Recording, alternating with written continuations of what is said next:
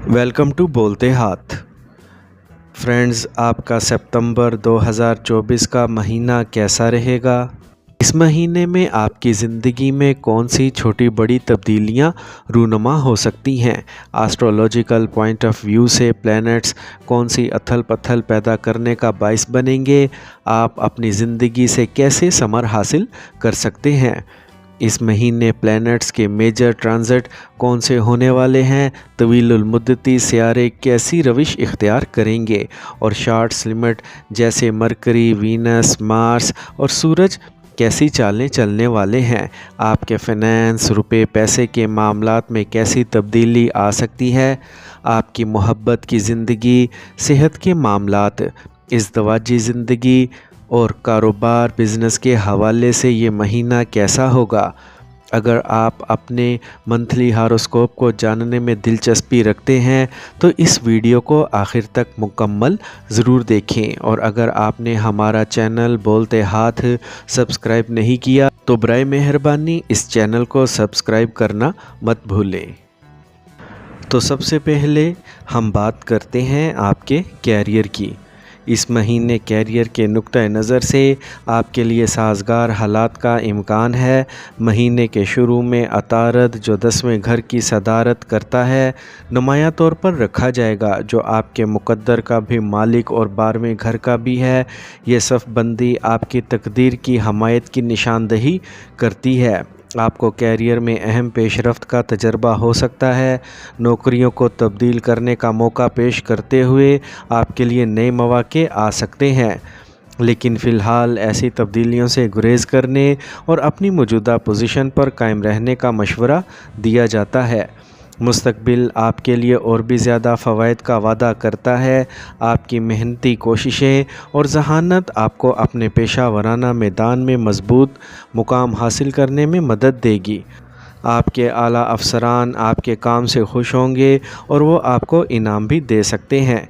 आला लोगों के साथ ताल्लुकात इस्तवार करने से इजाफ़ा होगा और ये बेहतर आमदनी का बाइस बन सकता है, जिससे आपको बहुत ज़्यादा इत्मीनान हासिल होगा। आपके 7वें घर में राहु पूरे महीने तक रहेगा और 7वें घर का मालिक मुश्तरी भी पूरे महीने 8वें घर में रहेगा। ये दोनों सियारों की पोजीशन बताती हैं कि कोई भी बड़ी तब्दीली आपके लिए फ़ायदा मंद नहीं हो सकती, इसीलिए अपने मौजूदा पोजीशन को मुस्तहकम करना बेहतर है। कुछ मुखालफत हो सकती है, लेकिन आपको पुरएतमाद रहना चाहिए क्योंकि आप इस पर काबू पा लेंगे। कारोबार से मुंसलिक अफराद के लिए 7वें घर का मालिक मरीख पूरे महीने के लिए आपके 9वें घर में मौजूद रहेगा। ये सफ़बंदी कारोबार से मुतल्लिक सफ़र और आपके कारोबार में खुशहाली में इजाफ़े का बाइस बनेगी। आपके कारोबार से मुतल्लिक सफ़र फ़ायदामंद साबित होगा और इससे कारोबार में इजाफ़ा होगा। मज़ीद बरां आपके 7वें घर पर ज़ोहल का पीछे हटने वाला असर पूरे महीने में बरकरार रहेगा, जिससे काम का दबाव बढ़ेगा और आपकी तरफ से काफ़ी मेहनत दरकार होगी। बाज़ औक़ात आपको लगता है कि आपकी मेहनत का नतीजा नहीं निकल रहा, लेकिन आपको सब्र को बरकरार रखना चाहिए। महीने की 18 तारीख को ज़ोहरा आपके निशान यानी पहले घर में दाखिल होगा और वहां से आपके 7वें घर का रुख करेगा। ये मुद्दत आपके कारोबार में मस्बत तब्दीलियां लाएगी और इसे मज़ीद साजगार बनाएगी। अब हम बात करते हैं आपके फ़िनांस की। आपकी माली सूरत हाल का जायज़ा लेते वक्त ये महीना अखराजात से भरा हुआ है। साजगार आमदनी होने के बावजूद माह के शुरू में 12वें घर पर राहु और केतु का असर आपके अखराजात में इजाफ़े का बाइस बन सकता है। इसके अलावा मुश्तरी उस्ताद के तौर पर काम कर रहा है, 8वें घर में क़याम करेगा और पूरे महीने में आपके 12वें घर पर नज़र रखेगा, जिससे अखराजात में इजाफ़ा होगा।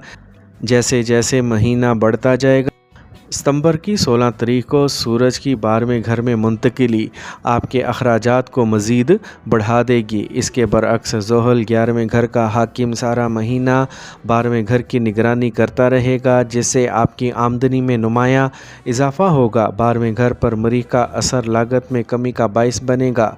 इसके अलावा मुश्तरी अपनी तवज्जो दूसरे घर की तरफ मबजूल कराएगा, जिसके नतीजे में इस माह आपकी دولت میں اچانک اضافہ ہو سکتا ہے۔ آپ مہینے کے دوران غیر ملکی سفر سے متعلق اخراجات اٹھا سکتے ہیں، تاہم آپ بعد میں اس سے آمدنی بھی پیدا کر سکتے ہیں۔ احتیاط کے ساتھ آگے بڑھنے کا مشورہ ہے۔ اسٹاک مارکیٹ میں سرمایہ کاری کے لیے یہ مناسب وقت نہیں ہے، اسی لیے تحمل سے کام لینا دانشمندانہ ہوگا۔ جو لوگ ملازمت کر رہے ہیں وہ مالی فوائد کا تجربہ کر سکتے ہیں، بشمول تنخواہ میں اضافے کا امکان ہے۔ اب ہم بات کرتے ہیں لبراز کی صحت کی۔